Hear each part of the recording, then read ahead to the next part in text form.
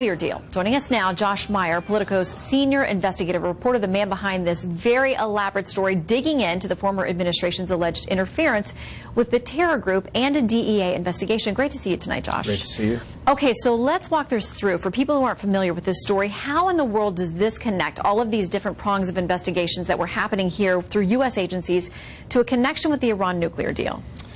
It is a bit convoluted, but here the short version is that Hezbollah is a proxy of the Iran government, especially the IJO, which is, the military wing of Hezbollah is a proxy to them.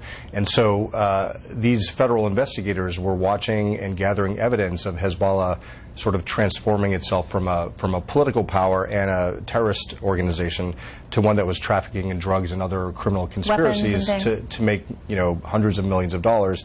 And the theory was that they documented was that they were doing it to raise money to help rebuild after the Israel war and to help an expansion that they were doing globally. So they gathered evidence. They designated about a couple of dozen super facilitators as people that were connected to the conspiracy, but when they really tried to delve deeply into these people, they got shut down. And from what I understand in your reporting, there were problems at the State Department, the Justice Department, the DEA had been very involved in these investigations, and when people wanted to push forward, the administration was not especially helpful.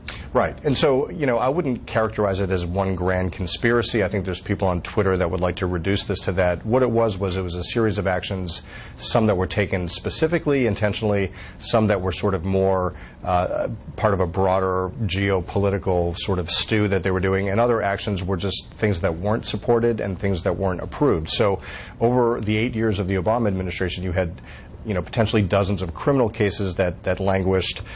People were transferred. Efforts to create a RICO prosecution were not supported, extraditions and so forth. So at the end of the day, when you really look at it, there's at least 7 or 8 of these major players that they allege were part of this conspiracy, leading the conspiracy, that are out there operating with impunity around the world. So is the idea that they were not pursued, at least to the fullest extent of possibly they could have been under the law, because the administration was worried it would potentially blow up delicate negotiations over the nuclear deal with Iran?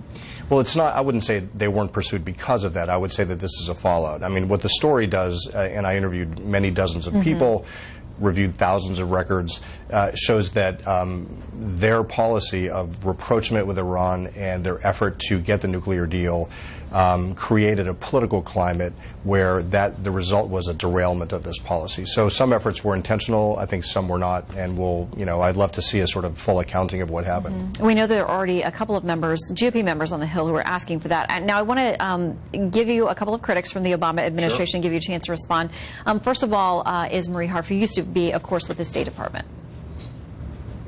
Until Politico wrote this piece, I had never even heard of this program.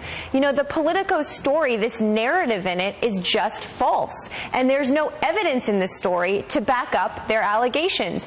They quote a couple of low-level ideological sources who clearly don't like the Iran deal. Okay, no evidence, a couple of low-level sources. Then we hear from Tommy Vietor, used to be the NSC spokesperson for President Obama. He says in a tweet, there are many reasonable critiques of Obama's foreign policy. The idea that he was soft on Hezbollah is not one of them. The story is so manufactured out of thin air that it's hard to push back except to say that it's a figment of the imagination of two very flawed sources. Right. So a lot of these people have similar themes to their sort of critiques, and so I couldn't resist tweeting back to him and saying, well, why don't you push back? Let's see some specifics here. And, I'm a fan of Marie's. I talked to her when she was at the State Department, but she was at a different level at the State Department. She was a spokesperson, and to say that the people that I quoted were low-level people is sort of ridiculous. These were the people that led this task force. They were not ideologues. They're not flawed. I don't know what she's talking about. These were the people. One was a Pentagon person. One was a DEA person. But I also talked to many, many dozens of other people to get sort of ground truth and see if what their allegations were held up to the light of day. And so, this is not a story in 14,000 words where I was just taking some spin from some people. I mean, they spent months of meticulous reporting to document what was happening, talking to people outside of the administration. And so I challenge people to, let me know what the specifics are that they think aren't true. It is an in-depth piece. I suggest people read it for themselves. And we'll see if Congress does get involved. Josh Meyer, thank you for digging into it with us. Sure. Good to see you. My pleasure.